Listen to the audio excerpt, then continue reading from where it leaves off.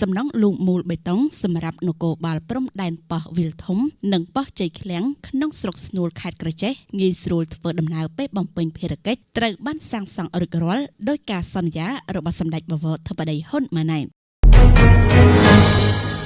សំណង់លូកមូលបេតុងសម្រាប់នគរបាលព្រំដែនប៉ោះវិលធំនិងប៉ោះជ័យឃ្លាំងស្ថិតនៅក្នុងស្រុកស្នួលខេត្តក្រចេះដែលសម្ដេចមហាបវរធិបតីហ៊ុនម៉ាណែតនាយករដ្ឋមន្ត្រីនៃកម្ពុជាបានសន្យាធ្វើជូនកាលពីថ្ងៃទី30ខែកក្កដាឆ្នាំ